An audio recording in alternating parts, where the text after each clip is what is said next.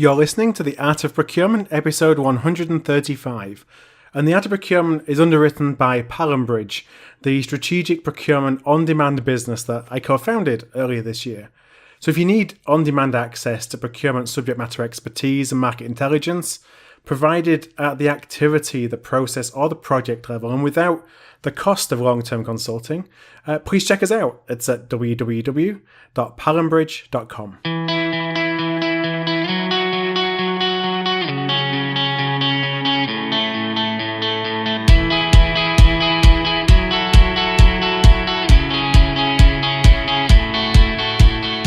Welcome to the Art of Procurement podcast with your host, Philip Eidson. Here, thought leaders share the trends, strategies, and tactics that you can use to elevate the role of procurement and your career. And hi there, and thanks for allowing me and the Art of Procurement into your ears this week, and of course, every week. I've actually spent the last couple of weeks on the road, and I've had the opportunity to meet a number of listeners on the show while I've been on my travels, and it just means so much to hear the impact that our guests are having as we collectively work to elevate the role of procurement. Well, this week, I'm actually joined by Randy Roth, and Randy is the President of Seprio, a consulting firm with deep expertise in managing the procurement lifecycle from needs assessment to vendor management across the IT category landscape. And Randy joins me today to discuss the art of software licensing. I've had experience of managing teams with responsibility for IT, but for some reason software licensing always seemed like a bit of a dark art for me, with little opportunity to negotiate, or that's what my teams would always tell me. But understanding software licensing, I think, has never been more important.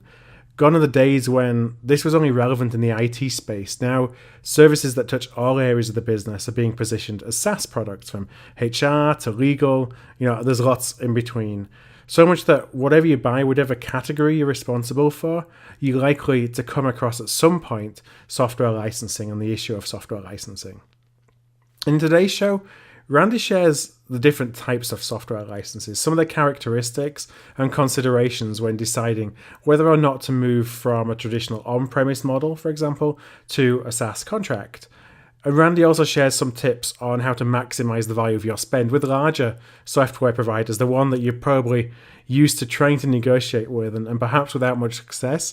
He shares how to get the most out of that spend when direct cost reductions may not be on the table. Before we begin, I do want to thank my friends at ProcureCon IT for connecting me with Randy. ProcureCon IT is bringing together procurement, purchasing, supply chain experts to discuss the most important trends and issues happening in the world of IT procurement. It's the only IT procurement conference of its kind, and all the action takes place in Austin, in Texas, starting on June the 5th. What I'll do is I'll include a discount code for 20% off your ticket in the show notes for today's episode. I'll give the URL at the end of the show. Okay, well, with all that being said, let's go straight into the discussion with Randy.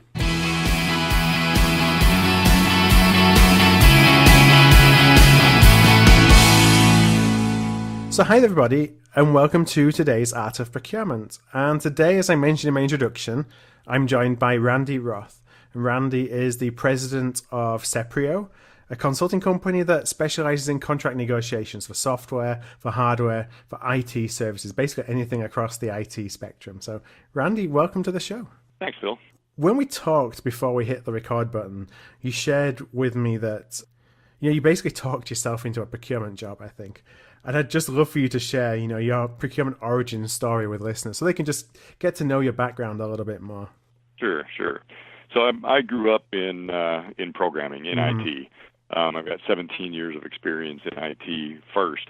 And then I was a COBOL programmer and manager, and then I was running R&D for a Fortune 500 company, IT R&D. And I cost justified $10 million to spend on object-oriented technologies back in the early 90s before, object-oriented was really even, kind of mainstreamed. And I spent that $10 million, and vendors lined up from here to kingdom come, looking for a piece of that. Right. And I was negotiating everything, and since I was negotiating everything, I knew I was doing some things wrong, but I had nobody helping me. I had one legal person to help me, but she basically told me that she's got a $3 billion company over here to support, and we spent about $200 million, so you're going to get next to nothing. Mm-hmm. And so I complained one too many times over a period of several years, and in 1995, they finally said, "Okay, fine, go build it." So I built their first IT sourcing organization. I hired an attorney. She taught me contract law. I taught her what a CPU was, and we built it from there. McKinsey and Company came in '99 and did a 50,000-foot flyby on procurement practices and said, take what you're doing in IT and extend it across the entire organization. So I took over all of procurement and started a strategic sourcing organization from there. You kind of assumed the responsibility over time rather than seeking it out particularly. Yeah. I did not seek it out at all. They just said, go do it because we need it. Yeah. And so when you did that, you got the call, you started building it. Were the challenges any different than what you anticipated being when you were on the outside kind of looking in? The challenges were, basically the same thing that we talk to companies about today. How do you get support for it? Mm-hmm. Where does the support come from? Because, people were starting to come from all over the company and saying, here, you're already negotiating yours. Why don't you negotiate mine? It's like, that's not really what I do, right. But gaining that support from the executive level is really what you need. Yeah. And having McKinsey and Company come in and do their thing started building executive support internally, and then I had to build it the rest of the way internally. And bottom line is, I call it a three-legged stool. There's a three-legged stool of support. If you don't have the CIO, the CFO, and the chief legal counsel, or some variation, COO instead of CFO maybe, but you have to have finance, you have to have IT, and you have to have legal all on the same page here, and all supporting a good professional IT sourcing organization to make it work. So when you're thinking about your client perspective, you go in and you're working with a lot of companies to help them with their IT contract negotiations. When you come into a client and you find that doesn't exist, what are some of the things that you do to start the process of putting in place that network of, I don't know, executives or leaders or stakeholders that are actually bought into the process?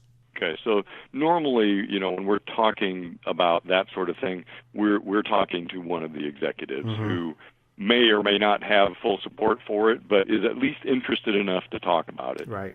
And then, then we can come in and do a gap analysis, which is a series of best practices compared against the practices of one of our clients, and let them know where they do the whole thing, a partial, or zero. And from that gap analysis, they'll know effectively how much of the vendor management that they really accomplish internal to their organization, and then make recommendations from there. So when you're talking to executives on the IT side, so the CIOs, what are the greatest challenges that they have, today specifically, as we look at, I guess, a lot of disruptions that are happening across the technology space? I'm interested in some of their challenges and perhaps your feelings and experiences on how procurement is well positioned to help them do their jobs. Yeah, okay. Well, where they cross most specifically, I believe, is in cost containment and security. Cost containment from the standpoint of, a professional negotiator is going to save more money in the long run than anybody in the IT organization is. Yeah. Because they're professional negotiators. They know how vendors work. They know their methodology. They know how it works, and they can negotiate a better deal over time, especially because the professional negotiator also does this as their job. Right. The IT person, whether it's the CIO's direct reports, or somebody on down the line that's been tasked with bringing in a vendor, they've got 110% of another job to do, and this is many times just a checkbox. I've got to get this thing in here by January 1st, or I'm dead meat. Yeah. And when they're working on that level, they're not looking at it as a strategic buy. They're looking at it as, I've got 12 months worth of a budget that I've got to spend on this. I'm going to spend it. I'm going to sign whatever I have to sign to get this thing in and running because the vendor has told me that they'll get this done for me. Yeah. I'll be the hero. And with a professional negotiator, you've got somebody that can step back, look at it from a strategic standpoint, and help that IT organization, as a part of that team. I'm gonna focus on that over time too, because you have to act as a team. Yeah, and how do we tie in then what we can do as a part of that team into what the CIO's goals are? So are the CIO's goals often, bound by time and bound by implementations or releases of software or whatever it may be? Or is there something more strategic that is, on a typical CIO's plate right now that I step back a bit. I always think about the way that we can make ourselves more relevant is to tie in what we do with the goals of the stakeholder. And, it seems pretty basic, but a lot of times we don't often do that. So I'm trying to understand from a CIO perspective, what are the things that they're really concerned about that will allow us to have more prominence within their team because we're focusing on what's important to them. Yeah, so we talked about cost containment a little bit in that, a professional negotiator can help in that realm. Security is the other thing. Security and liability, especially as we start talking more and more about the data from an organization going outside the organization in SaaS deals, in any of the AAS, the as a service deals. So if you're talking about infrastructure as a service or platform as a service or software as a service, once you start outsourcing that and placing your data elsewhere, security becomes a huge issue, which means the contracts that you sign become a huge issue. And a lot of IT organizations still do not consider that contract heavily enough. Mm-hmm. Yeah, they just sign up to basically terms and conditions that are put out there by the provider without really thinking about data protection or data security. I see a lot of organizations just signing the provider's contract with a bare minimum of modifications, not even really looking at how this vendor is going to handle the process, the service, the SLAs, the data, the backups. What happens if there's a leak? Those are the things that need to be questioned and need to be negotiated also. So what are some of the things, just on that theme of security, how can, and this is more from a procurement perspective, how as a procurement professional or leader can we help protect our organizations against some of those data security concerns? The specific things within a contract to look at specifically, or just some best practices. Okay, so probably the number one best practice is to have that professional IT procurement organization there that is your internal strategic partner that you can trust, that the IT person can trust, and that they can work together as a team and get ahead of the deal before time becomes an issue. Yeah. Because time will always become an issue, and the IT procurement professional is going to work within the time frames as much as necessary. But if those time frames are cut too short because there was no planning up front, right, you're going to have a hard time negotiating a good deal if you're time constrained. So looking at renegotiations and negotiations for new purchases and new acquisitions is getting in early and getting the strategy of how you're going to buy and what type of product this is and what's its mission criticality, making sure that you know all of that stuff so you can get in front of it in time that you can affect it on the back end. Because what happens a lot of times is a bad contract gets signed and you pay for it after that contract is signed then. Are there any specific areas of the contract that we need to be particularly mindful of? Do we help mitigate some of those risks by specific language in a contract related to liability, or is it around metrics and performance management? What's the kind of most optimum way to go about thinking about risk mitigation when it comes to data protection? And the answer to your question is yes. Right. Yes. Something of everything. All of those things. Right. And so the best way, in my opinion, to do that is now that you're getting in, you've got a process, you've got professionals that are working together as a team. They're working in the best interests of the company. then they're going to run an RFP, or they're going to be out in front of it far enough that they can take their own contract. That's a contract template for that type of service, whether it's SaaS or perpetual license or services or outsourcing, whatever it happens to be, and get that contract in front of the vendors that are going to be considered for this, where the contract then becomes part of the deal. Right.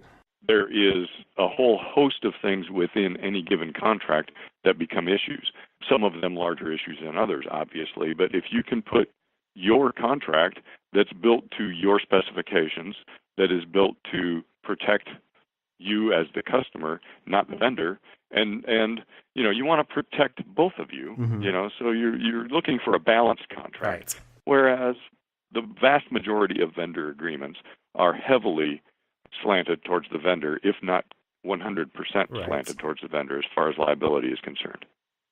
So put that out in front of them and make them react to the contract. The contract changes become part of the deal up front. But again, you have to have time to be able to do that. You talked about software licensing. You mentioned a couple of different types of software license, and actually that's what I want to get into. The bulk of the conversation today is around licensing. I wondered, and this is more of a software licensing 101 question for my benefit as much as anything. I wonder if you could just share the different types of software licenses. I think you talked about perpetual, and there was a couple of others in there that I missed. I just wonder if you could share what those were and explain them a little bit. You bet. Okay, there's four main types of software licensing out there. Term. Yeah. Term license means, I have the ability to use this product, and maybe let's just start with one statement first. You do not own the software that you are using from a vendor. You have a license to the software, and that license gives you a certain number of rights, usually limited rights within the contract, to be able to use the product for one way or another within your organization. So a term contract is, usually a term is going to be 3 years or 5 years or 7 years. Maybe I've seen 10-year term agreements. I've seen 20-year term agreements. Perpetual is a type of license that goes on into perpetuity. You sign the agreement, you people say own it, but you have licensed it forever, and they cannot take it away from you unless there's something written within the agreement that allows them to remove it for some misuse. Okay, which we try to limit that sort of thing. A subscription would be an annual type of license. You're just paying on an annual term, basically. It's a type of term license, but subscription is almost always an annual sort of deal. And then the final one, and the one that is growing the fastest, is called SaaS, or Software as a Service. Capital S, little a, capital S. And Software as a Service is really a term license built into the running of the software itself. So you're getting at the software over the internet, and it's running on somebody else's platform, in somebody else's data center, with somebody else's responsibility to keep that up. From my perspective, I would never want a term agreement ever, because what I see from the standpoint of the use of a given type of software product, a term license gives you 5 years. Let's say it's a 5-year term, gives you 5 years the ability to use it. And a lot of companies say, 5 years, I'm going to be off it. Right. Very, very rarely are they really off it in 5 years. And in that 5th year, they have to renegotiate this deal, and they usually forget to do it until 30 days prior. Then you get what you get, because that license is gone. Everything you negotiated for is gone, and you may get what you get. And from a SaaS perspective, you end up with kind of the same thing, but there's more services combined and stuff like that. But you still have to consider multiple terms. With perpetual, all you have to consider is your maintenance, because normally with a perpetual license, you're paying a large upfront fee and then a much smaller ongoing fee called maintenance. And maintenance is usually, back in the old days, it was between 11 and 15%.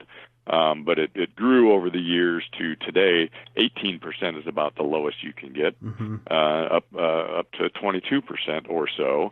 And, the Microsofts of the world are going into 28 to 30 plus percentage points. What does maintenance get you?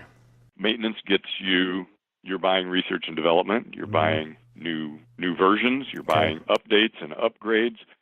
But even with perpetual licenses, you have to be careful because a lot of vendors are now pulling back on what they'll give you with your maintenance dollar. And they want, a major release to be something you have to rebuy.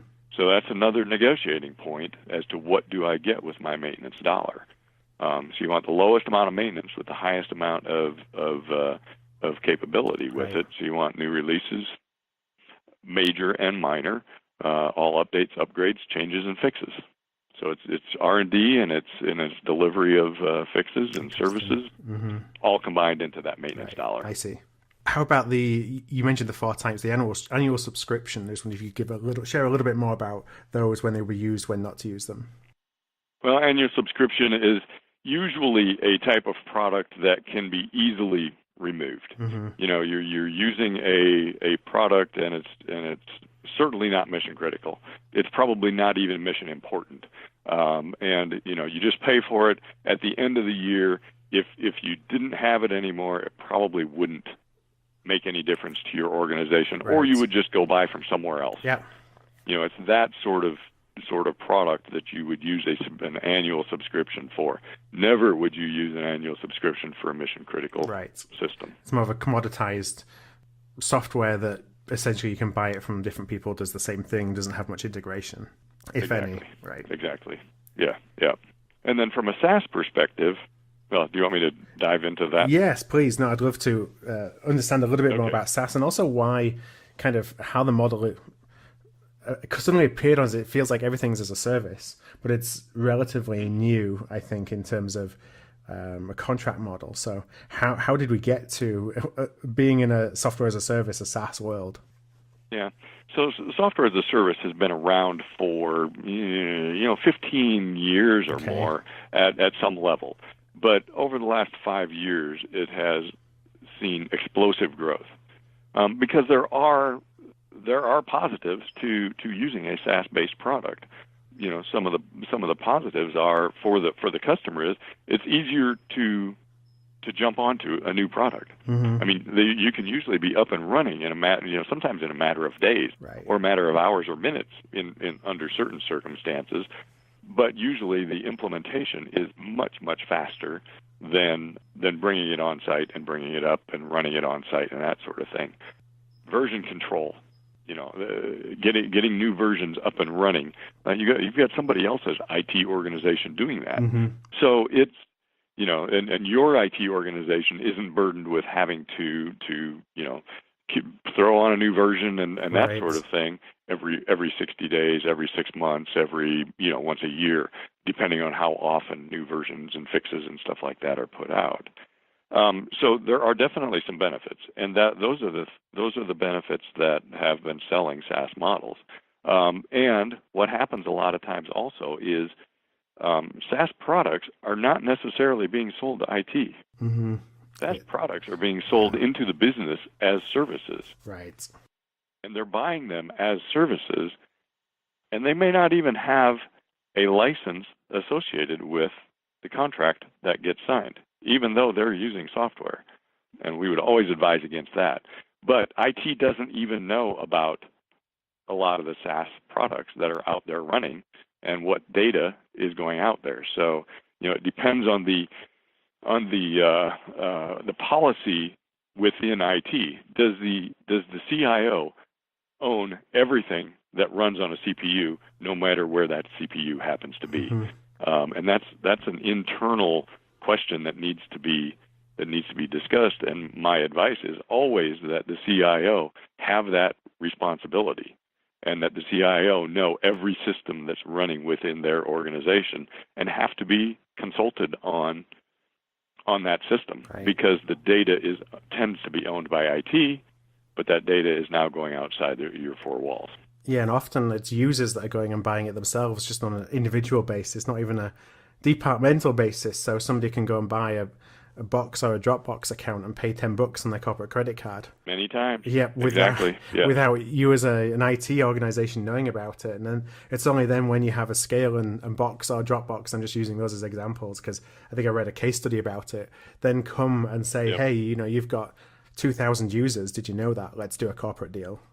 That's only when it becomes into the domain of the IT team.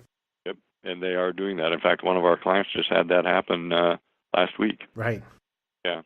And another thing about the SaaS models is, from a vendor's perspective, it's much more profitable. Right. A SaaS model is much more profitable than a perpetual model. But a perpetual model, I'm maybe a little old school, but in my opinion, if you have a mission critical system that you are running and that you need to run, if it's a 20-year decision, it's an ERP system. Mm-hmm. It is a warehouse management system. It is something that your business relies upon to stay in business. Then you should consider whether or not you're going to do this on a SaaS basis or a perpetual basis. If you do it on a perpetual basis, it can't be taken away from you. Right.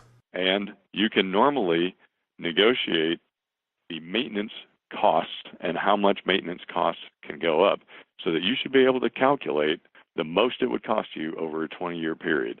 You'll rarely, if ever, be able to do that with a SaaS model, because you're going to be signing 3-year, 5-year deals. And we always, with SaaS models, we always try to get a requirement that it can't go up between terms, can't go up during term at all, can't go up between terms more than X percent. But since you're done with a contract at that 5-year period, if the vendor wants to, they can put whatever they want to in front of you. And so you're still kind of stuck. Does the perpetual license give you more control over the software you deploy? If you're building your own tools around that software, when you're on a SaaS basis, you're basically at the whim of upgrades that are pushed, whereas you don't actually have them, or they're not necessarily pushed without you knowing about it on a perpetual basis. You've got more control over the product. That is correct. You do. You do have more control. If you've heavily integrated the rest of your systems with a SaaS product, like it's Salesforce.com or something like that, and I know a number of companies that have integrated all of their other systems to a CRM system, and then they yank the CRM system, and it's problematic. Or when the CRM system puts, when Salesforce puts in a new version that breaks your interfaces and stuff like that. Yes, you don't have nearly as much control, but usually you can work with them to work that out. So software companies pushing SaaS models now. You mentioned about the fact that it's more profitable for them. So is the whole industry and the whole kind of software licensing moving to the SaaS model, or is it just very much dependent upon the provider, the software provider that you're working with? It depends somewhat on the software provider that you're working with and the age of the software provider. But the vast number of new products coming out and even old products that are being rewritten, the vendors are starting to push SaaS-based models. Right. That is overwhelmingly the favorite way of contracting now with most vendors. So if you have a supplier who comes to you that you're on a perpetual model and they're trying to make it attractive at face value for you to make the switch to a SaaS model, I know that I've had that in my experience for teams that I've worked with. And it looks like it's a lower number and everybody gets very excited about it, without really knowing, I think, what's in the weeds of the deal. I just wonder if you could share some, what should people look out for if they have a supplier that comes and gives them that proposition that may look attractive at face value? And are the dangers that are lurking that they should be looking for as they try to scope out, is this really a good deal for me or not? Right. So the first thing that we usually try to do is get somebody from finance involved and start looking at, how do you use this product today? How are you going to use it a year from now, 2 years from now, 5 years from now, 10 years from now, and 20 years from now? How critical is this product, number one? That may be your answer right there. If it's mission critical, and, depending on the CIO's policies around SaaS versus perpetual and stuff like that, yeah, that may, so there are CIOs and CFOs that have come out and said no mission critical system will be a SaaS-based system, period, Yeah. end of sentence. Yeah. And the only way they could bring a SaaS-based product in, if it's a mission-critical system, is to have high executive sign-off. Right. At the C level. Right. At the C level. So that would be one policy.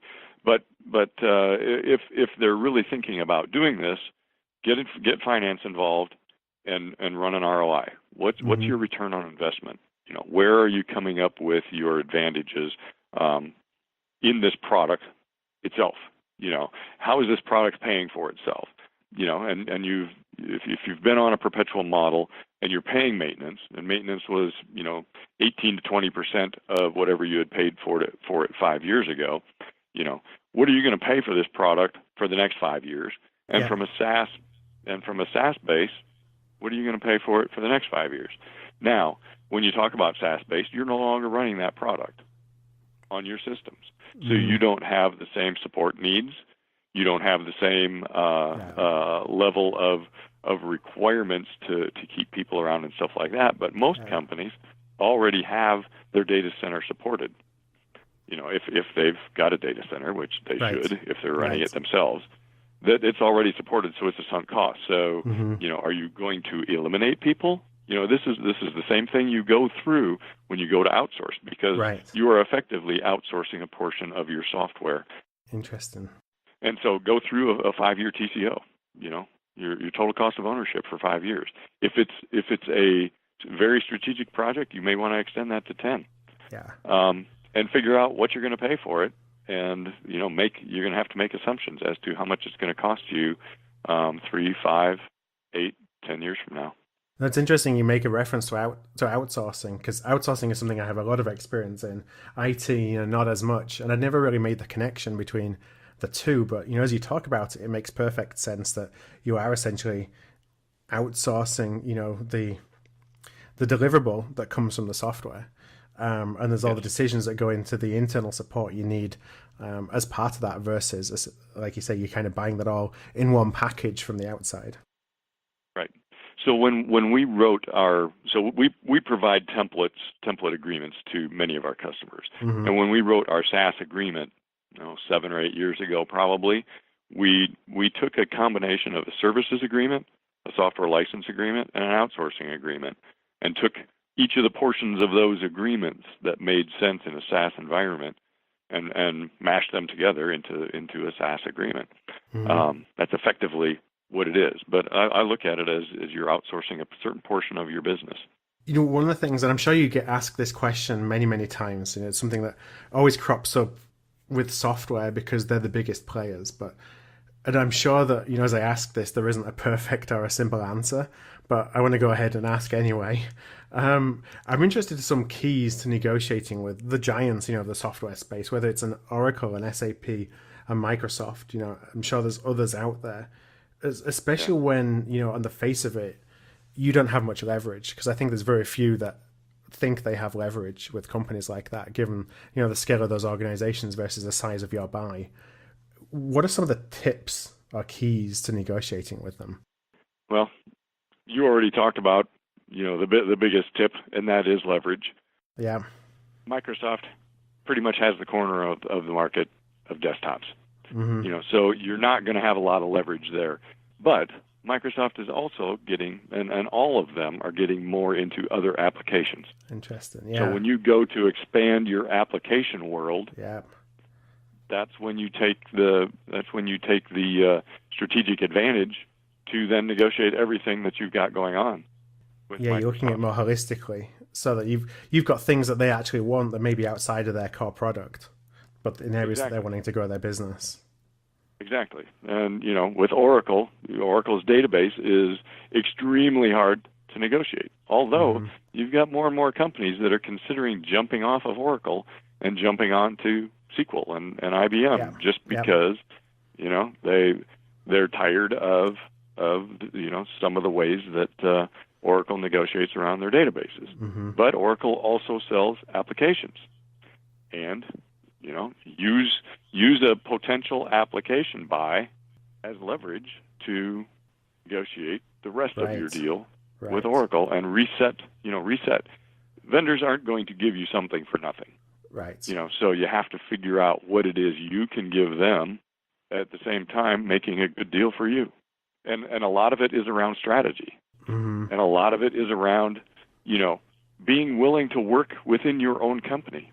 We have companies that we work for that, there's certain areas of the company that will work very nicely with one another, and there's other areas that won't.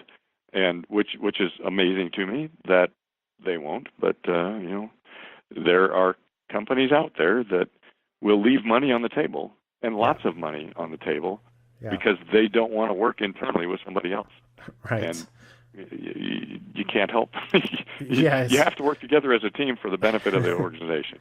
Yeah, you don't expect the supplier to come to you and want to work with you if you can't work as a team internally. They'll just take advantage of that. Right. And the suppliers are trained to divide and conquer. Yeah. And they have to do what they're trained to do for their organization. They have to do for their organization what you should do for your organization. And what is the supplier salesperson's obligation to their organization? Increase revenue. Right. What's your obligation to your organization? Decrease expenses. Yeah. So those are diametrically opposed positions, and you're not friends with that vendor when you're in the negotiations process. And that's another big mistake that a lot of companies make, is they get too friendly with their vendors. Not that you shouldn't have good business relationships with them. Right. You absolutely should. You absolutely should. But because nobody can live without their vendors anymore. But you don't tell them everything either. Yeah, you have to be on the guard as to they will divide you and conquer you. Mm-hmm. Right. And it's part of their strategy. We have one organization that we work for that has a large vendor purchased in 7 different areas of the organization. And we know beyond a shadow of a doubt that $2 million could be taken out of their annual costs. They won't work together. Right. And we buy in silos, and that's what the suppliers want. They want to keep it like that. And it ends up being an empire sort of thing within the organization, and the vendor loves that because they can sell 7 different places within the organization, keeping the cost as high as possible. Yeah. So, and there's a lot of strategy built around those large software giants. Know what you're going to do, know what you need, and then go after it. So just as we come to start wrapping up, I had a final question, and it's not related to software licensing particularly, but more just to speak to your experience within the IT procurement arena, a bit more broadly. And I always like to try and make the last question actionable, so something that somebody can take away from the conversation. As I think about a listener, perhaps they have responsibility for the IT category, or it's part of the remit. I had IT as part of my remit, and where there's either a poor or a non-existent relationship between procurement and IT, which I don't think is that unusual. I wondered, from your experience, what kind of actions can they take to start bridging that gap? And it may not be to make things wonderful overnight, but to start building the spirit of partnership, if nothing else, to get on the right kind of path with their IT team. Sure. So, like we talked about earlier, there really needs to be a team approach to working in this sort of thing. If you're not working as a team, then, the IT person is going to do what they think is right, and the procurement person is going to do what they think is right, and never the two shall meet. Right. So if there needs to be a good relationship between those two. Now, building trust is one good way of doing it. If procurement is out there and they've got professional IT procurement folks, and IT is untrusting of that organization, that organization needs to sell themselves into IT. How can we help you? Let us work on one project. Give us just one project. If we don't do it right, okay, then we didn't do it right, Yeah. But there's 50% of the people out there that are within an organization that really don't want to negotiate. When somebody with a professional attitude and a professional ability to get work done and help them comes up, 50% of the organization will say, "Thank you so much. I appreciate it. Here you go. How do we work with it?" Right. There's another 30% that say, "You know what? I don't want to work with you. but you know what? I'll give you a chance. Mm-hmm. I'll give you one chance. If you do a good job, I might try you again. Otherwise, forget it. And the last 10 to 20%, we call those the cowboys. They're never gonna come into this sort of thing willingly, and that's why you need executive support to make these things work.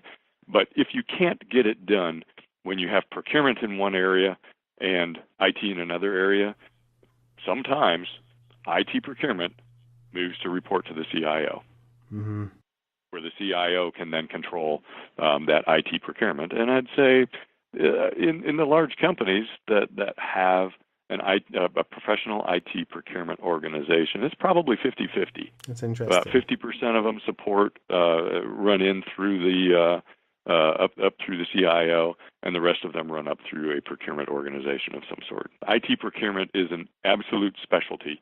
You cannot take somebody that is a tactical, procurement person that buys widgets for, for General Motors, and have them come over and be successful in IT, not without a lot of training. Right. So it's an absolute specialty. And the notion that you said about the 50%, the 30%, the 20% is really interesting, and it makes complete sense. But it's finding the people who want to work with you, who are willing to work with you, and doing a great job for them, and then they will influence the 30% who are maybe on the fence, but when they start to see some of their peers and colleagues are having good experiences, they're more likely to work with you. And then when you've got 80% who are suddenly willing to work with you, then it puts the other 20% in a corner, which is hard to defend. Right, and that's when you can write a policy that says everybody is going to use IT procurement for anything over $50,000. Right. Pick a threshold. Yeah. Must go through IT procurement first, because they're the ones that make sure that we have the right contract and the right price. So one very last question. I always tell my guests that this is the easy one, and it's, where can listeners find you or find out a little bit more about Seprio? Where would you kind of direct them to? Okay. Our website is www.seprio.com, SEPRIO, or they can call me. I'm president. My number is 515-309-5600, extension 1, or email randy.roth@seprio.com. Awesome. Well, Randy, what I'll do is I'll include those contact details, the link to your website, on our show notes for today's episode. And those are going to be at artofprocurement.com/Seprio. That's artofprocurement.com/Seprio. Randy, just thank you very much for your time today and for shedding some light on software licensing for me. I know that when we talked at the beginning, I said that I would be learning as we go along as well, because it's an area that I'm certainly not as comfortable with or as knowledgeable about as some of the other categories that I've had responsibility for. So I've certainly learned a lot from this. I'm sure our listeners will. I just want to thank you for your time. And thank you so much. I appreciate your time also. All right. Thank you, Randy. Thank you. Thank you for listening to another episode of The Art of Procurement. To find an archive of all past episodes, you can go to artofprocurement.com/episodes. And to ensure you never miss another show, go to artofprocurement.com/subscribe.